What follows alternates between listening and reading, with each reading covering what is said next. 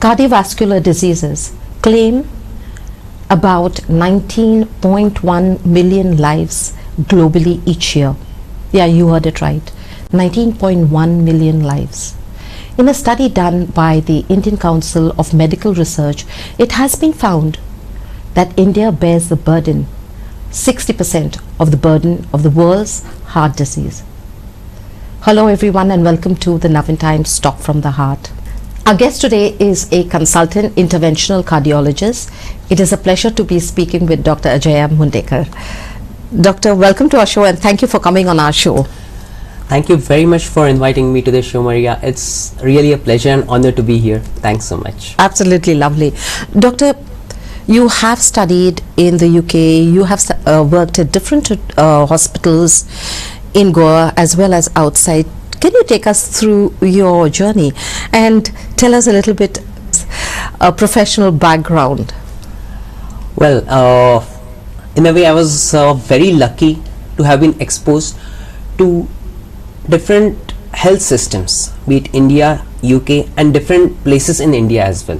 To begin with, I was interested in becoming a doctor right from school days. I was interested in biology, although like most boys have different interests. Everybody wants to become a fighter pilot, but over a period of time they give up on that. Okay. So likewise, eventually I developed liking towards becoming a doctor. Thankfully I secured admission at St. GS Medical College in KEM Hospital, Mumbai for my MBBS, which I got admitted in the year 2000. After completing MBBS and internship from KEM Hospital, I did my MD Internal Medicine at Ahmedabad at St. VS Medical College, Srimati NHL Medical College and VS Hospital at Ahmedabad. During my MD medicine days, in fact I'll just go back to my MBBS days. In my MBBS days I was always fascinated by surgery and how surgery can heal lives. Sometimes some patient comes to you with severe pain, distress, and a surgeon operates and it's magical. It gets cured. Gradually, as I started reading more and more about medicine, I got fascinated by the magic of medicine as well. How some interventions, how some procedures, how some medications, how some pills can cure almost a dying patient. So I was in a dilemma. I was partly a physician, partly a surgeon. But then common sense as well as liking told me that I wanted to become a physician. So I ended up pursuing my MD medicine through the All India entrance at Ahmedabad. During my MD days, again, in the initial days, I was like, I wanted to become a surgeon. I'm a physician. What am I doing? I loved medicine. I loved neurology. I loved cardiology. And during my MD days, as I got more and more exposed to cardiology, I thought I have finally found my liking, or this is where I have to be. Because in cardiology, I could see the perfect amalgamation of medicine as well as interventions.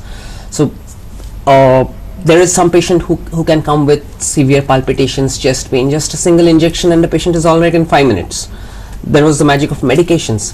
Whereas some patient coming with a massive heart attack, a very low blood pressure, everybody has kind of given up on that patient and the cardiologist comes in, just does some intervention, puts in a stent, balloon, and within half an hour, 1 hour, the patient is fit and laughing and amidst his relatives. So that was the magic of interventional cardiology I saw. And Let me just interrupt. You said within half an hour the person, after a stent being put or a balloon, I think it's a medical procedure that you're speaking, is able to be okay? I would not generalize that statement, but yeah, not always, but so many times we see this. Wow. I mean, the pain is almost instantly gone, and the blood pressure, sometimes it takes time to recover, but in so many cases we see this.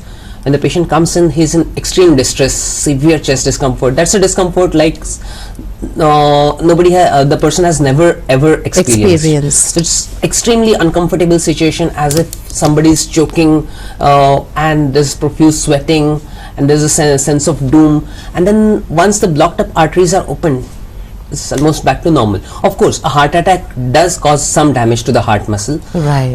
But the earlier the intervention is carried out or earlier the treatment is received in the course of heart attack, the greater the recovery. Right, right. And so we see this on a very regular basis, and that's what kind of drew me towards interventional cardiology, and that's when I decided that if there is something I want to become an interventional cardiologist. Okay, so we've all heard about cardiovascular diseases. According to me, and I'm sure according to some of you all, this refers to a heart attack or a stroke. But doctor, there must be other diseases in this spectrum. So what are the cardiovascular diseases in brief? You're absolutely right there, and I'm very happy that you broached the topic, because like you said, many people do believe that just heart attack or stroke is a heart disease. Absolutely, yes. Heart disease is a very wide spectrum. I'll just briefly tell you about what types of heart diseases, and there are quite a few more, but just to keep it short, broadly they can be divided as, one is congenital heart disease. That is the disease which develops in the baby in utero. That is when the baby is in mother's womb. In the womb. Right. We have quite often heard of babies with holes in the heart or blue babies. Yes. This is what I'm talking when we say about congenital heart disease. Few decades ago, such kind of diseases used to be incurable, and the babies were just left to themselves, managed as much as they could, and so many times they could not make it, especially the blue babies. Yes. But such kind of diseases can be treated with surgery or device closures. So these are the congenital heart diseases. The next spectrum of disease is, like we spoke about, is the heart attack related disease. This is called as atherosclerotic cardiovascular disease. Atherosclerotic cardiovascular disease means deposition of cholesterol and development of blockages in the blood vessels. Okay. If it occurs in the heart, it leads to atherosclerotic cardiac disease or coronary artery disease. So that's heart attack. Heart attack is just one of them. Okay. There's a spectrum of it. A spectrum can be something like a stable angina, in which when the patient walks or climbs stairs, they get chest discomfort or out of breath or fatigue. Okay. Whereas the next thing could be a minor heart attack or a major massive heart attack, which sometimes can be even fatal. Yes. This is when it occurs in the blood vessels supplying the heart. Now, if this same atherosclerotic process can occur in the legs, it leads to symptoms of claudication or leg pain. If it occurs in the blood vessels supplying the brain, it can lead to stroke or cerebrovascular insufficiency. This was about atherosclerotic cardiovascular disease. This is the second type you spoke about. This is the second type. Right. The third type of diseases is diseases related to the heartbeat.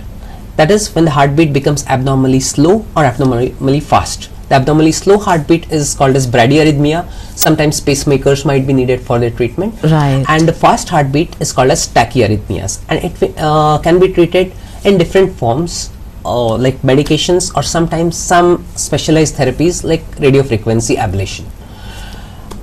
There are certain diseases like cardiomyopathies, when the pumping of the heart goes down due to different factors, sometimes following some viral infection, or sometimes they are inherited. Or there are sometimes diseases amongst these cardiomyopathies. There is something called as hypertrophic cardiomyopathy. We have heard about athletes suddenly collapsing on the field. Yes, of course. Hypertrophic cardiomyopathy is the most common cause of athletes suddenly collapsing on the field, and that is again a completely different entity, has to be dealt with very differently. And maybe another spectrum of disease is the valvular heart disease. Now, valvular heart disease, there are 4 valves in the heart, between the chambers of the heart and between heart chambers and the blood vessels emanating from the heart. Sometimes there is narrowing of these heart valves or leakage of these heart valves. The causes can be different. It can be related to aging, it can be related to rheumatic heart disease, but these kind of heart diseases are usually treated by replacing the valve or repairing the valve. Until now, surgical treatment was the only option, but over the last 2 decades, newer and newer therapies have been developed in which we can just put a tube through the groin and repair or replace the valves. That's amazing. That's so interesting. So basically, like these are the types of heart diseases: congenital heart disease, atherosclerotic cardiovascular disease, cardiomyopathies, valvular heart disease, and arrhythmias. And of course, there are many more to go. You know, you just spoke about there are so many advancements in medicine today, not only in medicine but even in surgery. But doctor, with these advances that are there in medicine, why is it that the incidence of heart diseases is increasing every day as we speak? What is the cause? I would like to put 3 points as important reason for that. One is our population is aging. Previously, people did not live this longer. As people have started living longer, these problems are increasing, because these are some problems that occur with old age. Just like any motor which has been used for a longer time, Right. if you have a car which you use for 3 or 5 years, as against a car that you have been having as a family keep for almost 20 years, that 20-year-old car is bound to have problems. So as we have more aging population, the incidence of heart disease is increasing in this population. Second is the diagnostics have improved. Previously there used to be a lot of unexplained deaths. Now we know quite much in advance, even before somebody develops a heart attack, we can find out if there are blockages. That's why we know quite in advance why this is occurring. And third and most important factor is due to whatever factors, whatever compulsions of our lifestyle, we are not focusing too much on our health. We tend to work, since I have worked both in the Western health system as well as in Indian health system, I've seen that we Indians are extremely competitive when it comes to the work. We work for very long hours. The Westerners do not work for so many long hours. After a particular time, when they are off duty, they are off duty. Their weekends, they are off. They are absolutely off on their weekends. They dedicate that time to family, personal development, and even on a day-to-day basis, they dedicate time for personal development. I'm sure most of us do not find that time. Sometimes we try to hit the gym, but most of us struggle to maintain a regular exercise routine or exercise schedule. So lack of a regular exercise, unhealthy eating. Quite often we eat the junk food, unhealthy food, and our food is also very rich in carbohydrates. So that is another factor. What has also happened with the social media is there is significant fear of missing out. This fear of missing out, what it has caused is we see somebody doing something on the social media, and it's like we want to do that thing. So we want to achieve everything in one life. Practically it is not possible. Sometimes we have to accept our limitations and dedicate more time towards a healthy lifestyle rather than chasing false dreams. So we quite often do not give a lot of importance to what is important and try to do things just so that it appears fashionable, or that this is the in thing to do. So we do not exercise regularly, we do not eat properly, our sleep-wake cycles are impaired, incidence of smoking, binge drinking is increasing. All these factors, finally somewhere something has to give in, and that's why the development of this heart disease at a younger age is increasing. True. Now, I have read somewhere that the incidence of heart diseases is much more in Asia and Southeast Asia compared to West, right? Why? What is it that is it something to do with our makeup, our physical makeup? Is there something in our genes? Is it hereditary? What is it? There is again there are two components. One, of course, there is a hereditary component to it, which unfortunately we cannot change. But what we can change, and what is also a factor, be it Indian cuisine, be it most of the South Asian cuisine, they're quite rich in refined carbohydrates and oils. We love to have our food spicy and with oils as compared to the continental diet, when they would just steam and grill stuff.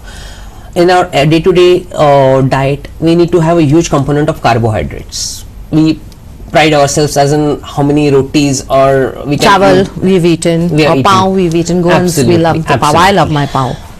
So these are in the end these are refined carbohydrates which are not going to be very productive from the health point of view. They will give instant sugar rise, and quite a bit of that sugar will be absorbed and converted into fat, which will lead to obesity, adiposity, development of these blockages. So our diet as well as genetics, both are contributory towards these factors. But the diet and exercise, these are some things we should definitely focus on. So you're right in that the Southeast Asian population, the incidence of cardiovascular disease is definitely more as compared to the Western population. Now, recently we have heard of celebrities who are quite fit, who exercise. You see their muscles and you see their bodies and the abs, and you're like, I want that. And these are some of them who have just collapsed suddenly. Now, you spoke about one of the causes, few of the causes was lack of exercise and the diet.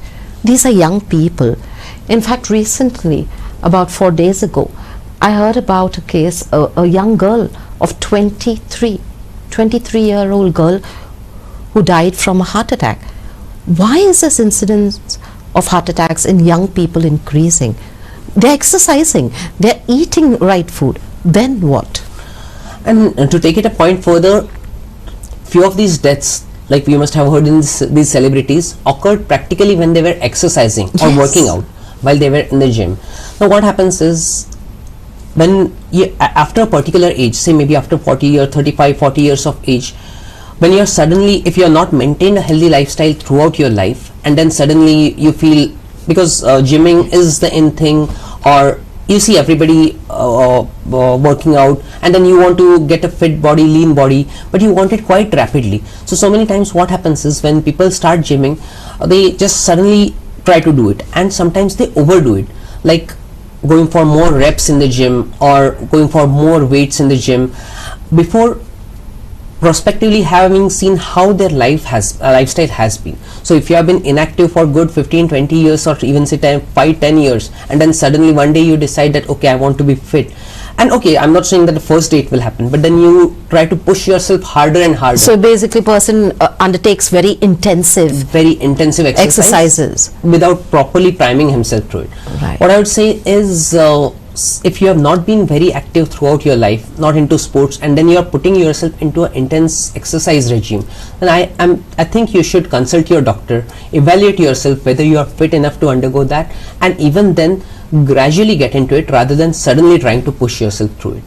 What happens is, with even a few years of inactive lifestyle, there tends to be a development of plaque disease or some cholesterol deposition in the blood vessels, and it's not like significant narrowing, it might be just mild narrowing, but when you suddenly try to exert yourself and suddenly put pressure on yourself, sometimes these plaques, which are just minor, maybe 10-20% narrowing, they suddenly rupture, and once they rupture, they lead to a clot formation in the blood vessel, and leading to a massive heart attack on the spot and death. So it's not like the patient was having some 90%, 95% narrowing in the blood vessel. There was just mild narrowing, but sudden change, or sudden, even like you might have seen sometimes in Hindi movies, when the father of the bride hears some bad news, suddenly he clutches his chest and falls down. Right.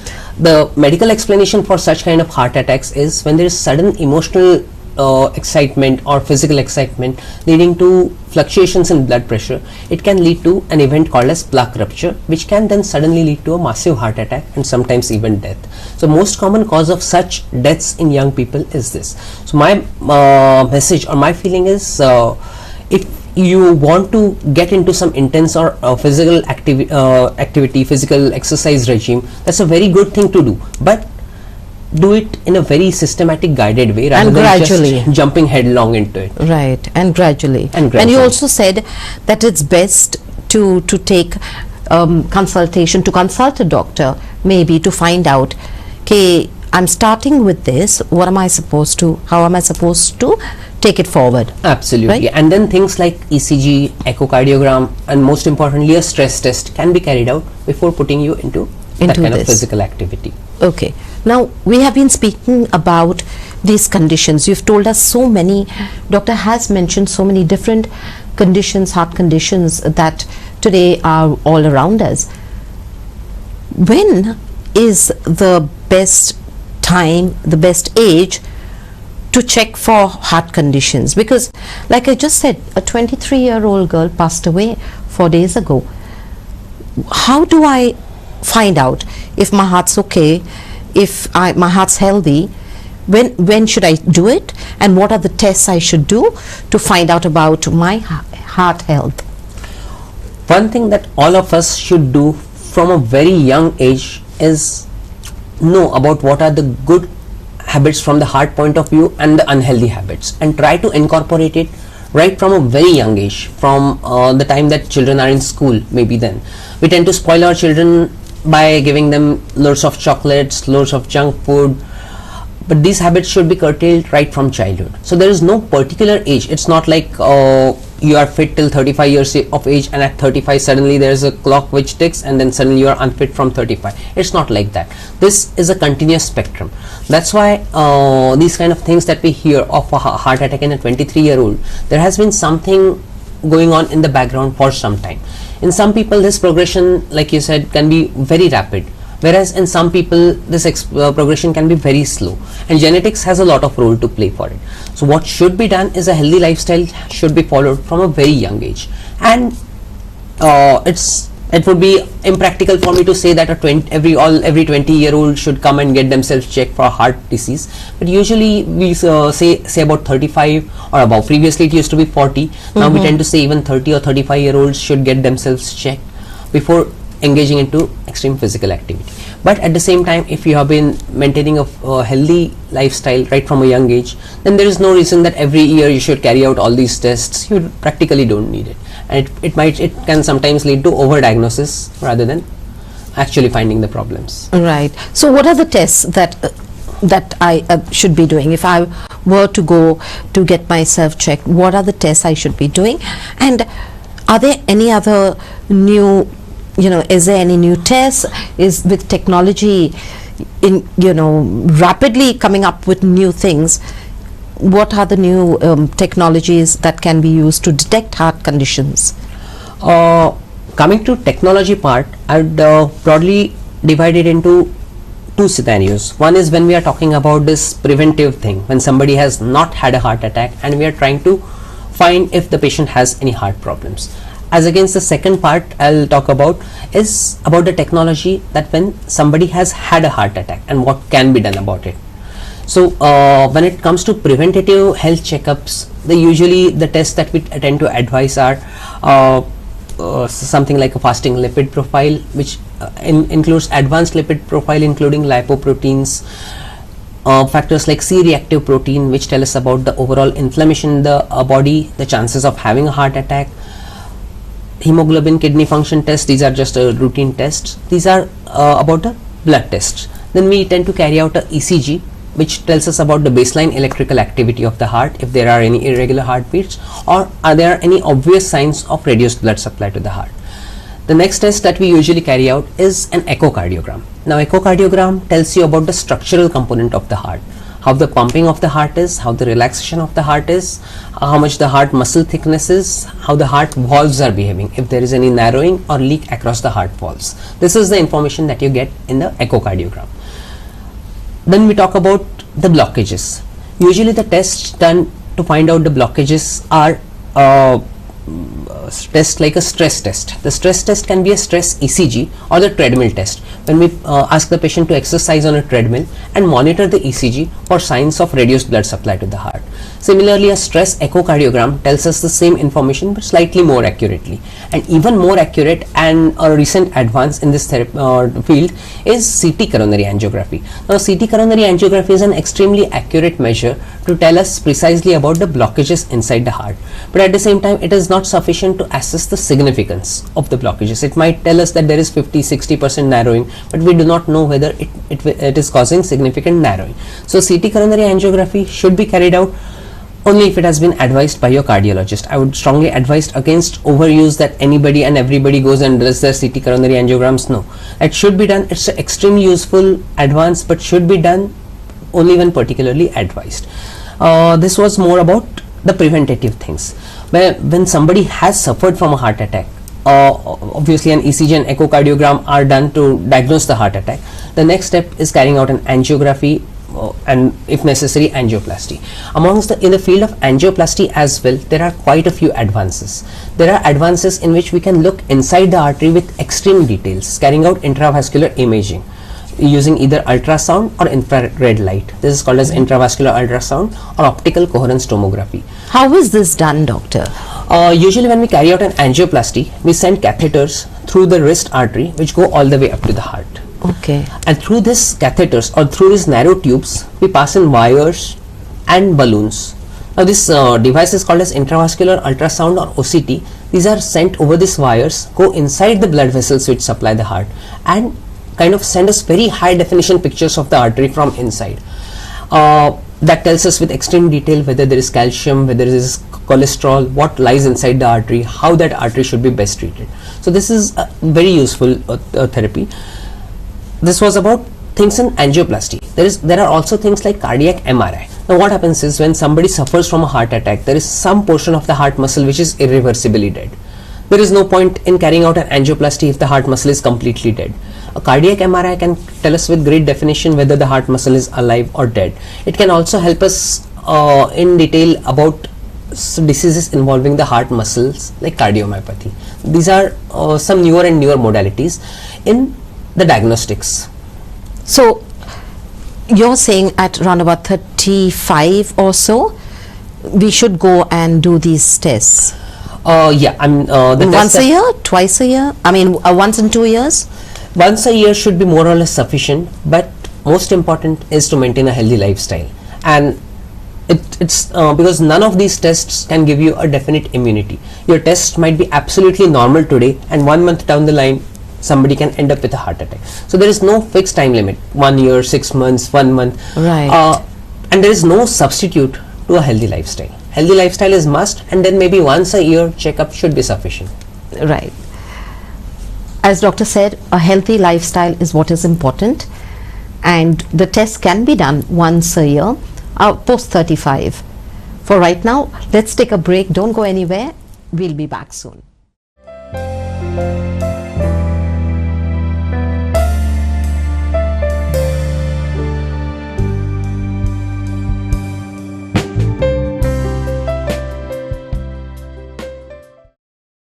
Welcome back to the Navin Times Talk from the Heart. We are in conversation with Dr. Ajeya Mundhekar.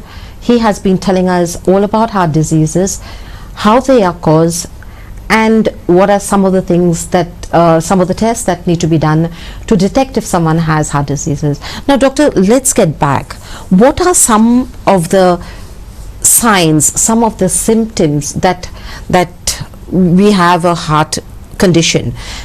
Besides, you said, you know, when your heart races. I mean, the heart racing is for many different reasons, but on a lighter note. But and sometimes it is also when the heart slows down. And this is, you said, one of the reasons is old age, right? What are the other signs and symptoms that we, for those who are above 35, like you said, you know, after 35 is the time that you need to start doing these tests, maybe once a year. So what are the signs and symptoms that we should be looking out for? Well, the most common signs and symptoms telling us that there is something amiss with our heart are like following. The first would be chest pain. None of us would normally neglect any chest pain, and so many times we come across an OPD when it is a non-cardiac chest pain, but people are more worried about the chest pain. So the chest pain is kind of the most obvious symptom, but simply chest pain is not sufficient. Chest discomfort is another thing, and sometimes chest discomfort tends to get neglected. There is difference between chest pain and chest discomfort. Sometimes there is just vague sense of heaviness over the chest, or sometimes there is like people quite often tend to attribute it to gastritis or acidity.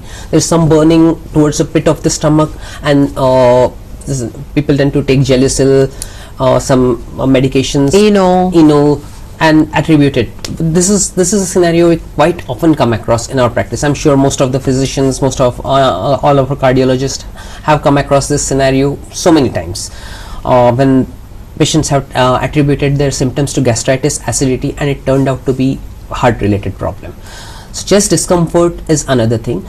The discomfort does not have to be located exactly in the center of the chest, or it doesn't have to be located in the left side of the chest. This is another misconception. Discomfort related to the heart can be anywhere from the chin all the way down to the umbilicus. It can radiate down both shoulders and both arms as well.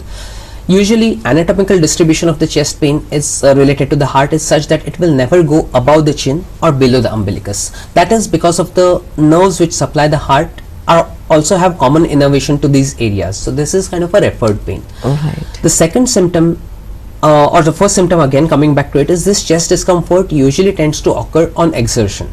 So when walking or climbing steps or doing any physical activity, gardening, digging, swimming, running, and then developing this chest discomfort is a very common symptom. The second symptom would be getting out of breath or breathlessness on exertion. In medical terms we call it dyspnea on exertion. So this would be the second common symptom. Previously I used to walk say 5-6 floors easily. Now even when I walk up one floor of stairs, I tend to get out of breath. Or when I'm speaking over the phone, quite often my friends or colleagues have told me that why are you so much out of the breath. This would be a common pointer or sign that you are getting more and more out of breath. The third symptom would be fatigue or getting tired very easily, not wanting to do, feeling tired most of the time. This is because of insufficient cardiac output, because the heart body is not receiving sufficient blood supply, which tends to that's why we tend to develop fatigue more rapidly. Fourth symptom related to heart problems could be palpitations. What is palpitations? Palpitations is not simply fast heartbeat, it is uncomfortable awareness of your own heartbeat. So it could be just a slow heartbeat, even that can make you uncomfortable, or a fast heartbeat when you feel your heart is racing, that can be a palpitation. The fifth symptom related to a heart problem is either feeling slightly dizzy, giddy, or sometimes completely losing consciousness. In medical terms we tend to call it as syncope. Most of the times the cause of syncope is due to some significant blockages either in the blood vessels to the heart or in the heart valves, causing insufficient blood supply, or sometimes even this arrhythmias or irregular heartbeats can lead to syncope. These are more or less the very common symptoms related to heart muscles. Of course sometimes there can be very atypical presentations. Two groups which are particularly notorious for atypical presentation or uncommon presentation are diabetics and the very elderly people. There can be sometimes completely silent heart attacks in diabetics, like patient did not realize at all. Just when the patient went for some routine checkup, got an ECG done, and then the doctor told him that you suffered from a major heart attack at some point of time. This is a scenario all of us have seen. And they haven't, they never realized. They never realized. Why this happens is, diabetes is a disease which quite often affects the nerves or the pain carrying nerves related to the body or related to the heart. So even the heart is crying inside from a heart attack, but the nerves which should have carried this pain are dead. So they did not carry the pain. The patient did not realize that he had a heart attack, and it was quite late by the time it was diagnosed. And the very elderly also, they can have neuropathies which can lead to silent heart attacks or silent problems. Now, a few months ago, I was passing by Bamboli, and suddenly I felt my fingers cramping. All the different thoughts. The first thought was like, I'm sure if it was happening to you, you know, some of you would have thought the same, that something's wrong. I felt that there was something wrong. The first thing I did was pray, and the second thing, what I did was I stopped. Since I was passing Bamboli, I stopped just outside the GMC just to see what else is happening. Now, I was okay. That's why I'm sitting here, of course, and it passed off. But if something like that happens, what is one to do if you get the sudden cramping of your hand, your fingers, or you feel that, like you said, you know, that tightening in your chest? What is one to do? I can understand where this question originates from, or basically what we really want to find out, if somebody is actually having a heart attack, how should he first recognize the heart attack, and second is what should he or she do before they reach the hospital. Before they reach the hospital. Right. So the first problem is recognition of the heart attack and not neglecting it. Like you rightly did, there was something abnormal. This cramping of the fingers could have been absolutely anything. Nothing. It could be anything. It could be nothing. But the right thing that you did is stop. If you had it persistently going on, you would have gone to Bambolim and gotten medical help immediately. That was the perfect thing to do. So recognition of the problem. If there is some chest discomfort, if there is unexplained sudden belching, some pain going on, rather than attributing it to some other causes, consider that it could be a heart related problem. It could be a heart attack. What happens with most of us is, it is very difficult to accept that we ourselves can be having a heart attack. This happens with us doctors as well, cardiologists as well. Right. That okay, it happens with somebody else. We have heard this happening with somebody else, but it doesn't happen with me. So first thing is recognition. If you are having any of these symptoms, like feeling sudden tightness, constriction in the chest, pain going down the arms, or sudden cramping in the arms, something is happening, seek medical attention first. It may be something, it may be nothing. Even if it is nothing, it's not that the effort is wasted. At least you got it sorted, you know that it is nothing. And if it is something, that could even mean that the life is saved. So that is the first thing. Second is, if such a thing is happening, immediately call for help, because sometimes, if at all it is a heart attack, you yourself might be so incapacitated that you might not be able to do something. Sometimes in a heart attack, patient loses consciousness, so there is nothing that he or she can do, and then that's when we find that sometimes people just lose their lives, and somebody finds out later. So this should never happen. Seek help immediately. Thankfully there are facilities like 108, ambulance services everywhere. We are very blessed because of that. Absolutely, absolutely. So such services should be called for immediately. In case you have some aspirin or ecosprin at hand, at least 300, or simple Disprin, a chewable tablet of Disprin of 325 milligrams should be chewed immediately with water. If you have somebody, I would not be very comfortable recommending sorbitrate, because sometimes sorbitrate can suddenly lead to low blood pressure as well. But for somebody who is known to have heart problems and somebody is suffering from this, a tablet called as sorbitrate is very, very useful. Sorbitrate or sublingual sprays of nitroglycerin, they are extremely useful. These are medications which tend to expand the blood vessels and help to tide over the crisis until you reach the hospital. So this is a simple tablet called as isosorbide dinitrate, which in doses of 5 milligrams can be kept below the tongue, which can help with the immediate anginal pain.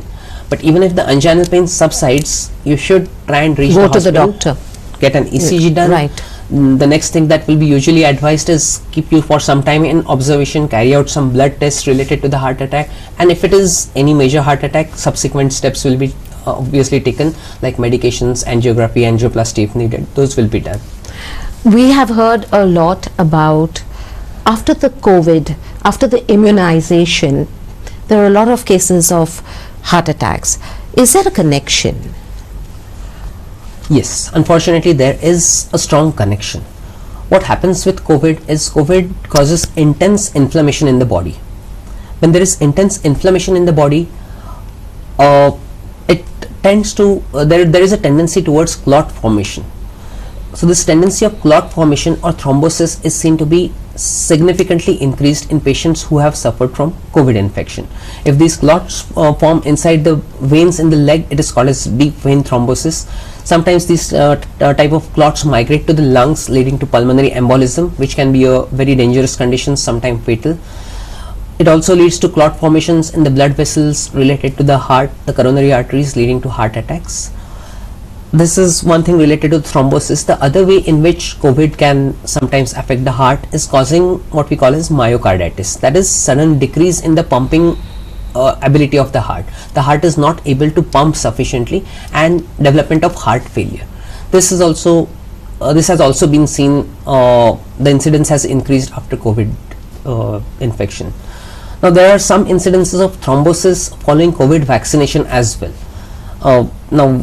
Sometimes then it becomes difficult whether the treatment is dangerous or the disease. Absolutely. But fortunately these incidences are not too much. It would be unreal of us if we deny there is nothing happening after COVID vaccination, because COVID vaccination is a new science in development, but there have been incidences of this clot formation and problems following COVID vaccination as well. The incidence is quite low, and if you compare the overall protection that the COVID vaccination gives against the COVID disease, it's much more as compared to the incidence of these heart events diseases. happening. Right. Now, we have heard of a lot of people going in for bypass surgery. I know a few who have gone for bypass surgery. Very briefly, doctor, without making it too scientific, because doctor can get very scientific and then it will go over my head, and it will be difficult for some of our viewers. So what exactly happens in a bypass surgery? Absolutely. I'll try to be as simple as possible. Thank you. He is very kind. So bypass surgery or angioplasty, both are ways of just treating the blockages. In angioplasty, what we do is we treat the blockage from inside. We balloon the blockage, stent the blockage, the blood flow is established. In bypass surgery, you do nothing to the blockage. It's like forming a bypass to the road. You might have heard of bypass roads to a town. You bypass a town and go ahead. issue with the blockage is it is obstructing the blood flow to the heart muscle. The blockage is located at one point, but the tube beyond the blockage or the coronary artery beyond the blockage is normal. In bypass surgery, what is done is you do nothing to the blockage but put an artificial tube, not an artificial tube, it's a tube which is taken either from the chest or the legs or the wrist. This tube is attached in the chest and is connected to the heart blood vessel or coronary artery beyond the blockage, so that the blood flow is established beyond the blockage. This is the basic principle of carrying out a bypass surgery. Previously, bypass surgery used to be a massive, extensive procedure, and in almost every case, they had to cut open the chest and carry out the bypass surgery. Right. Even now, in majority of the cases, they do have to cut open the chest bone, but there are a lot of advances in which minimally invasive cardiac surgery, a bypass surgery is almost carried out laparoscopically, Right. in which you don't have to cut open the chest and a bypass surgery can be carried out. So how long will that surgery, how long does it last? The surgery can take a few hours, but the recovery process following this minimally invasive cardiac surgery or MICS is very less, and usually by the third day patient is home as well in this MICS. Really? As against in a conventional bypass surgery, usually the patient is hospitalized for about a week and the healing process goes on for few weeks. And then for a few months, I've known people earlier, there were months that they used to be, they were housebound in a way that they didn't want to go out because of the fear that, I may get another attack or so. Or there could be infection related to the wound. There used to be so many problems previously. True. Now, doctor, you spoke so much about we need to balance our work and our outside work life. There has to be recreation, there has to be exercise. More and more people, take me for example, are becoming so aware about the importance of what we eat. What would you say is a good diet for the heart? A good diet from the heart point of view would be significantly less in saturated fats. We have to decrease the amount of refined oils, avoid oils which are very rich in cholesterol like groundnut oil or coconut oil. We have to try and avoid these oils. The oils which are relatively safer, in fact any amount of oil is not so good. One moment, doctor, you said avoid coconut oil? Absolutely.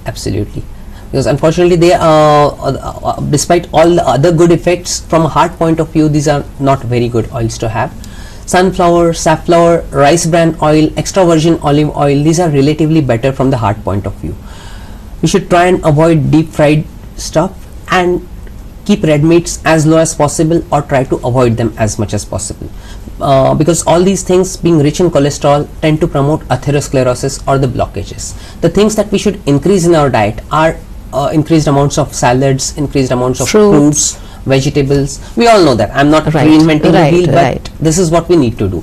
Also, we need to decrease the carbohydrates. Like I spoke earlier, less amount of roti, rice, chawal, pav, all this has to be decreased. And more of the side dishes. More of the side like you rightly said, in the West, the bread and the carbohydrates, the rice, is just an accompaniment.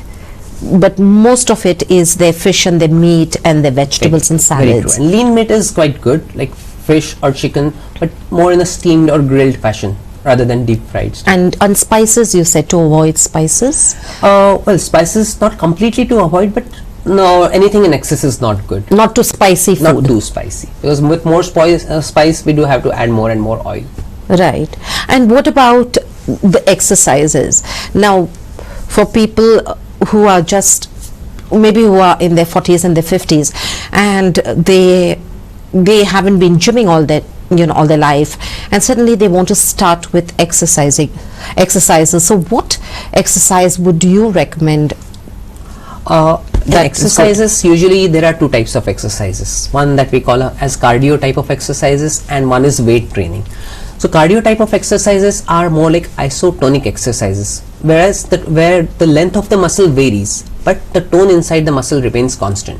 So what happens is, because the tone in the muscle remains constant, the blood vessels do not get constricted. The blood pressure doesn't rise too much. That's why the cardio type of exercises are relatively safe from a heart point of view. It could be treadmill, it could be running, jogging, swimming, cycling, tennis, all sort of aerobic exercises or that kind of activities, minimum 30 minutes every day. Doesn't this put pressure? Like these are cardio.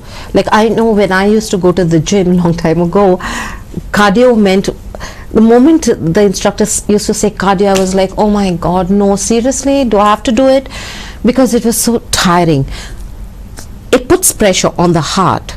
So aren't they supposed to be not exactly minimized? Why it is called as cardio is because it is healthy from a cardio point of view, and it helps towards cardiac fitness. So these kind of exercises do not push up the blood pressure significantly, as against when we are talking about weight training, push-ups, these are in the muscles. These help build up the muscles, but these are called as isometric exercises, where the length of the muscle remains the same, but the tone or pressure inside the muscle increases significantly. That leads to more pressure on the heart, the blood pressure rises, and such kind of exercises do not help too much from the cardio point of view. Of course, if such kind of exercises are necessary for muscle building, there is always a component of muscle building that you want to do when you exercise, but when you are talking from cardiac fitness, these exercises are not very helpful. Right. Now, besides bypass surgery, are there any other surgeries that have that are less invasive? Like you said, you know, you can do a bypass with laparoscopy, through laparoscopy. So we would all like to know if there are any other non-invasive, as far as possible, procedures that have come up. Absolutely non-invasive or maybe minimally invasive. Yes. So the bypass surgery has evolved. A lot of minimally invasive cardiac surgeries are taking place. Likewise, the other spectrum of diseases, which is valvular heart disease. Previously, the only way a valvular heart disease could have been treated was by opening the chest and carrying out a surgical valve replacement. Now, over the last couple of decades, technology has so advanced that we can carry out a complete valve replacement without having to cut open the chest at all. Just a tube like an angioplasty tube is put in through the groin. It's of course a slightly thicker tube, which then goes all the way to the heart, and the original valve is replaced with an artificial valve. This is called as transcatheter aortic valve replacement. Likewise, sometimes there is an issue with the mitral valve. Transcatheter mitral valve replacement or mitral clip therapies, these can also be carried out, and every time it doesn't have to be like major surgery, because there are so many hurdles before a major surgery is carried out. The patient may not be fit for having a general anesthesia, may have other comorbidities like lung disease, kidney disease, which makes him extremely high risk patient for surgery, and so many times it is patient's will as well, as against having such a major surgery. And so there are a lot of advances in this therapy as well. Now in Goa, doctor, if a person has a heart problem, earlier they used to go to Bombay, some used to go to Belgaum or Bangalore or I think Hyderabad, but today in Goa, which are the hospitals that you can identify where a person who is having some heart condition can go to get treated? In Goa, the 4 hospitals which have tertiary cardiology care are Goa Medical College, Healthway Hospitals in Old Goa, Manipal Hospital and Victor Hospital in Madgaon. These hospitals are equipped with cardiology facilities and cardiac surgery in few cases, and thankfully over the last decade or so, maybe since 2014 when the super specialty cardiology super specialty team was set up at GMC, there have been so many advances and most of the things can be done in Goa. There still are few things which are not available in Goa, but even so, for the given population, the facilities that we have are tremendous, and even the DDSSY scheme is an excellent scheme which is not available anywhere else across the country.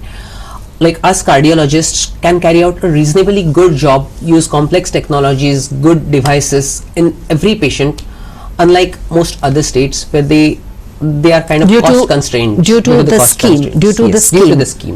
scheme. Like for example, if even I have to do a single stent angioplasty, the DDSSY scheme will cover the patient for 1,47,000, which is more than sufficient in most of the cases.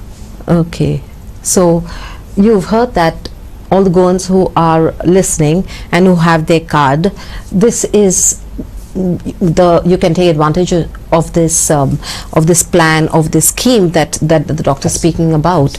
And doctor, besides the Goa Medical College, which is the government hospital here, the other 3 hospitals that you have mentioned are private clinics. They're private hospitals. So then the cost factor comes into play. Not necessarily, because I work at Healthcare Hospital, and there are so many times we are able to cover the angioplasties completely under DDSSY, or sometimes at some marginally extra cost, but in most of the cases completely in the DDSSY scheme. Oh, that's wonderful news. Wonderful.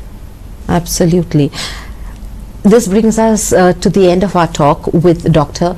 Would you like to say something to our viewers? We here in Goa, I would say we are extremely blessed to have very good government as well as private setup for the amount of population. We have a population, say about 16-17 lakhs of population, and we have a huge super specialty hospital coming up with another super specialty block in a government setup who are doing excellent work. There are, from the cardiology point of view, there are 3 hospitals in private setup, which, like just last night at about 1 a.m. I had to go to the hospital, or somebody turning up with a heart attack. I carried out a double vessel angioplasty for the patient, and the patient is doing extremely well. Such kind of facilities available even in the private sector immediately, and the distances are not too much. It's easy to reach a tertiary institute within no time. The government schemes are excellent. So from that point of view, we are extremely blessed. We are extremely blessed from the nature point of view. We have a nice healthy diet. If we follow healthy diet, then we have very nice healthy dietary options. What we should do is take really good care of ourselves. Avoid tobacco in any form, smoking or tobacco consumption. Limit, and as far as possible, try to avoid alcohol consumption. Look at what we eat. Every time make conscious dietary choices. Exercise regularly.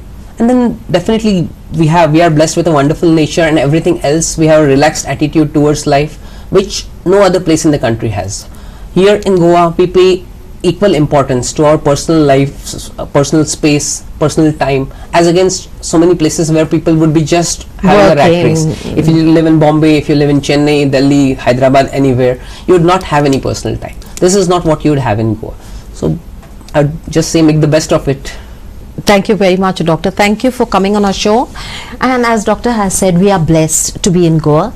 We need to take advantage of not just our surroundings, but the fresh food that we eat. And as he recommended, keep your carbs to a minimum, enjoy all the fish and the chicken and of course our rice, but keep it to a minimum. Exercise. We have got to the heart of the matter with Doctor, but your heart is your own and you need to take care of it. Thank you everyone for watching, for your time, for your patience, and thank you Doctor. From all of us, take care of yourselves. Until next time.